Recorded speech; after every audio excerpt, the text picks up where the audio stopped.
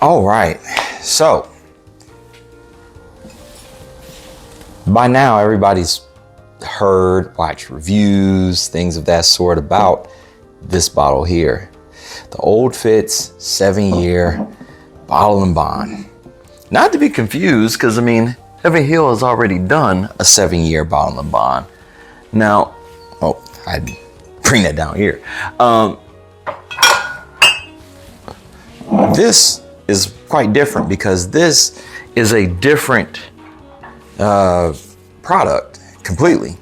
So they have their bourbon, but this is their wheated bourbon. So the mash bill is predominantly wheat after corn, right? So that's the next highest thing, unlike most that have rye in them. This is mostly wheat. So same thing as Larceny. The only difference, fun fact, between Larceny and Old Fitzgerald is that in the Rick House, all they do is select barrels in an X pattern. So you look at a wall of barrels, they take an X, and all of those that fit in that X pattern are Old Fitzgerald. So, you know, call it crazy, call it genius. I don't know. I mean, that's what science and time does for you, right? So anyway, more importantly, what does it taste like? So if you haven't had it yet and you're wondering, should you pay resale? Should you just jump off the bridge? What is it that you know, where does this really fall? Hopefully I can help with that.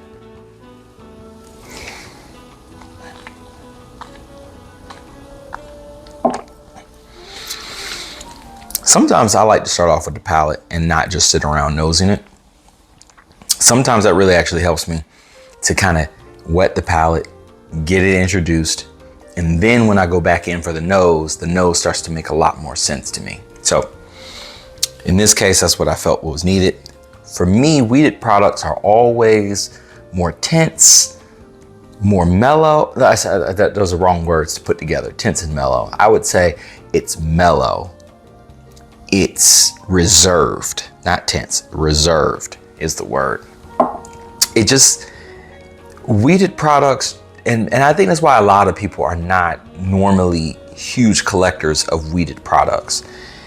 They taste as if they've already been kind of watered down a little bit. You just don't have a lot of flavor volume unless you go cask strength. In this particular case, a bottle and bond, you would wonder, is there going to be a lot of flavor here? And so on the nose right away, you pick up a lot of character, I would say, especially for, you know, the proof point. You think about some of your fantastic wheated products, people are thinking Antique 107 in the Weller world. They're thinking maybe Weller 12 or Weller Foolproof, or maybe even William LaRue Weller. And Weller just dominates the wheated segment.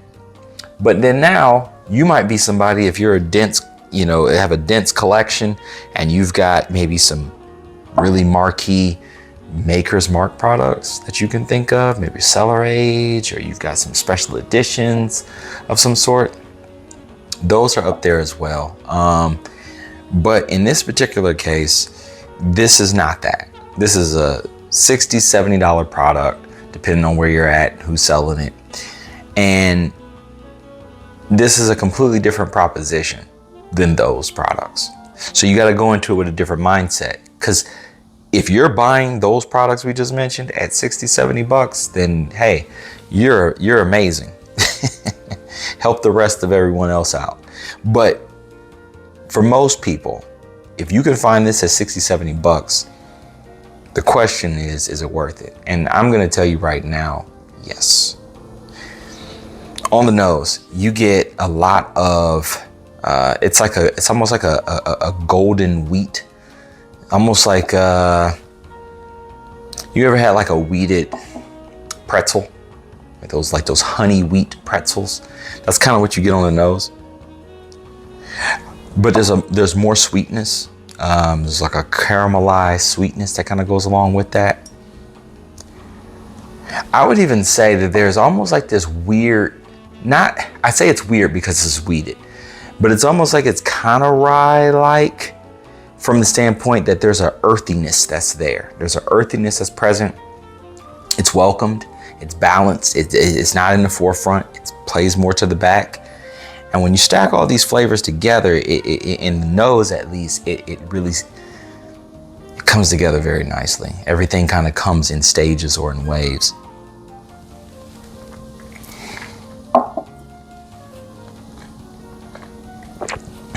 On the palate, wow, that is really fruity.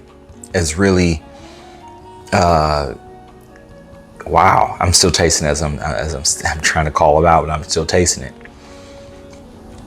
which is surprising at this proof point. I mean, at this price point. I guess both things are true. This is really surprising. So yeah, all right. So now that it's kind of finishing, it's kind of tapering off now. It has just like the nose, you can actually kind of taste some of that sweet wheat. Not to be confused with 1792. This is much better than that. There is a sweet wheat type of flavor that's here. And that's the first thing that hits you. But there is also a fruitiness that's kind of there as well. There's like a sweet fruit flavor. And I would say that fruit flavor that I've gotten before has been on some of the Larceny Barrel Proof. It's almost like a very, very, very light strawberry that's way in the back. So you imagine like you having like a nice golden wheat baked good, and then a little bit of strawberry drizzle on it. I guess I don't know if that sounds appealing or not, but in my mind that is. That's all sweet flavors.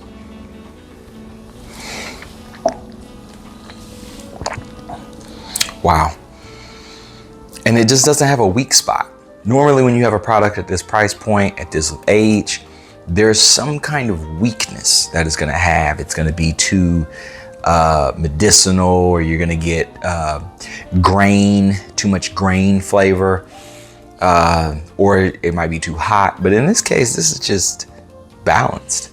I think for the money, what you're paying for is balance. So if you're a proof snob, don't just skip this bottle. Skip it entirely. If you like, when I say proof snob, if you're 120 and above proof and you don't like anything below that, skip this one. Don't even worry about it. This is not something you need to chase. But if you like a product that has a nice, even distribution on flavor, this is it. It's not a flavor bomb. This is just easy, smooth amount of flavor that comes from the initial palate all the way to the finish, and just keeps going and never stops. Fantastic. So now let's see how it compares to Old Fitzgerald. Because I mean, hey, it's got the name. How does it really compare to the real Old Fitzgerald? And that's what most people are thinking, because this bottle even looks different. So does it stop there, or is there something more to it? Let's see.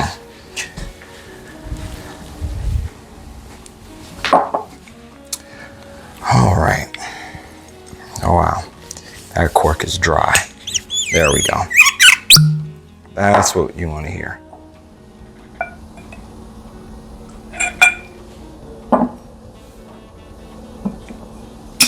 Well, right away,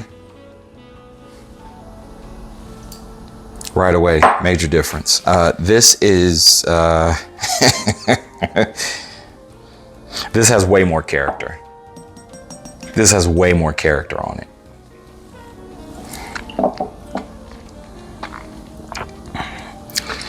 Wow.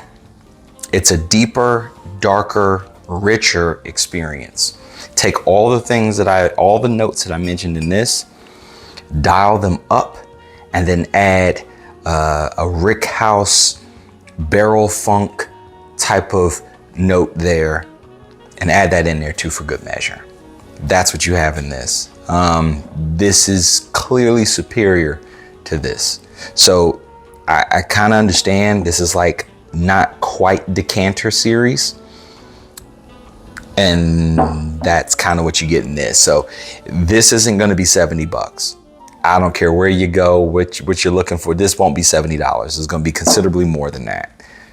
So for the money, You want to get into Old Fitz. You want to find out what Old Fitz is about. Should I get in? If I don't have an Old Fitz, will this help me? Kind of. I don't want to lie and say that it's a little brother to this, because I think the levels are a little bit bigger than that. I think that the 10-year on this is significantly better than this. If this is $200 or if this is $150, whatever, is it that big of a jump? Maybe, depending on your flavor profile. If you really like weeded products, you really like Old Fitzgerald, you're already an Old Fitzgerald fan, yeah, pick this up. Add that to your collection, 1000%. But if you're not already an Old Fitz fan and you don't love weeded products, skip this. It's that simple. It's that easy. This is not make or break, but I will say, just budget for budget's sake, this is pretty solid. So hey, that's been mostly the comparison. I will add a little water to this and see how it goes. I'll make that very quick. It's always nice to kind of see what does that do. There we go.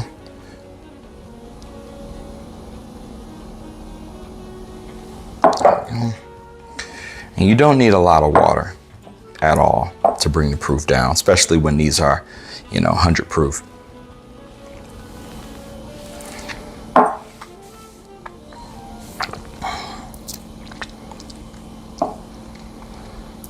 Wow. Wow. That actually tastes older with water in it. Wow. That opened up a lot. And it's like it unlocked that barrel funk and turned it into a large amount of dustiness with water in that. That, I was not expecting that. That aged like almost real time. Let's see if the same thing happens with the 7-year. Hopefully it does. We'll see.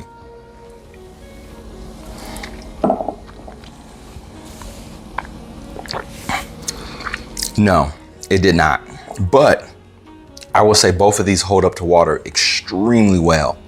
So you can definitely throw a cube on either one of these, even though they're 100 proof and the proof point is kind of low. Don't let that deter you. You can absolutely throw a cube in this. This will stand up to it. This became more syrupy. The flavors became darker and richer. And the same thing with this, both of them responded the same way. They both got darker and richer, which is it's not typical to me when adding water, but for some reason, with Old Fitz, in both of these situations, it did that. So, hey, if you're a cube person, this is your world. Or if you're the kind of person that likes to add a couple drops of water, this is your world when it comes to Old Fitz. And if you've already been drinking it that way, please let me know in the comments. I'd love to hear, what is your favorite way of drinking Old Fitz? If you already have the 7-year bottle and bond, let me know how you're enjoying it. Is it easy to find in your area? Let me know. But until then, hey, we're making videos daily, so please check back in. And the best way to do that is, of course, you got to subscribe, you got to hit the notification bell, and please give me a thumbs up. Until then, we'll catch you in the next one.